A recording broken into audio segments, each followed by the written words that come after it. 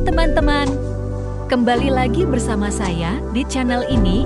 Hari ini kita akan membahas fenomena yang sangat menarik dan mungkin dekat dengan kehidupan kita atau orang-orang di sekitar kita.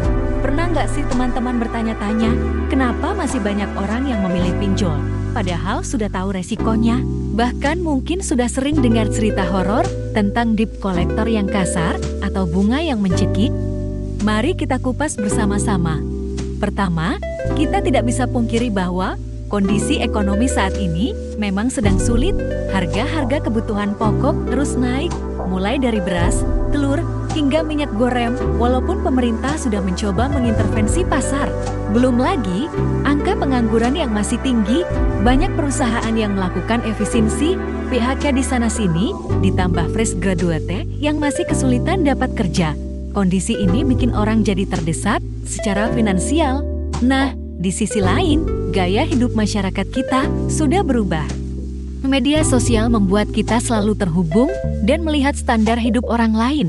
Ada pressure untuk tetap kelihatan baik-baik saja di mata sosial, ditambah lagi kemudahan belanja online yang bikin kita gampang tergoda promo. Ketika butuh dana cepat, pilihan pertama biasanya ke bank. Tapi apa yang terjadi? Prosesnya ribet, syaratnya banyak, harus ada slip gaji, harus ada jaminan, belum lagi prosesnya yang bisa makan waktu berminggu-minggu. Bagi yang urgen butuh dana, ini jelas bukan solusi. Disinilah pinjol hadir sebagai superhero dengan janji-janji manisnya cepat. Iya, mudah banget, tanpa jaminan. Beres, pencairan 24 jam, siap. Gimana orang nggak tertarik coba? Tapi tunggu dulu, kenapa orang masih nekat padahal tahu risikonya? Jawabannya ada di psikologi manusia. Ketika kita terdesak, apalagi menyangkut kebutuhan mendesak seperti biaya berobat atau bayar sekolah anak, kita cenderung mengabaikan resiko dan fokus pada solusi tercepat. Ada istilah present bias dalam behavioral economics, di mana orang lebih mementingkan kepuasan atau solusi jangka pendek dibanding dampak jangka panjang. Ditambah lagi dengan optimism bias, di mana kita selalu merasa pasti bisa bayar tepat waktu, atau yang kena masalah itu orang lain, bukan saya. Faktor lain yang sering dilupakan adalah tekanan sosial. Di Indonesia, utang masih jadi hal yang tabu dibicarakan.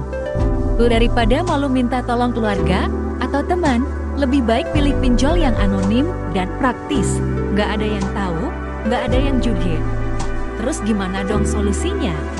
Pertama, kita perlu edukasi finansial yang lebih masif, bukan cuma soal bahaya pinjol, tapi juga cara mengelola keuangan, membuat anggaran, dan menabung untuk dana darurat. Kedua, pemerintah perlu bikin akses ke lembaga keuangan formal lebih mudah. KUR kredit usaha rakyat sudah bagus, tapi masih perlu diperluas jangkauannya. Bank-bank juga perlu lebih inovatif dalam menjangkau masyarakat yang belum memenuhi standar bank. Ketiga, kita sebagai masyarakat perlu ubah mindset soal utang dan gaya hidup. Hidup sesuai kemampuan, tidak perlu mengikuti standar orang lain di sosial media. Kalau butuh pinjaman, cari yang legal dan terdaftar di OJK. Tapi yang paling penting, jangan malu untuk bicara soal kesulitan keuangan. Bicarakan dengan keluarga atau teman terpercaya, cari solusi bersama-sama. Ingat, masalah finansial bukan akhir dunia dan selalu ada jalan keluar yang lebih baik dari pinjol ilegal. Nah, teman-teman yang masih terjerat pinjol, jangan panik. Ada beberapa langkah yang bisa diambil. Pertama, kumpulkan semua bukti transaksi dan lapor ke OJK. Kedua, prioritaskan pembayaran sesuai kemampuan.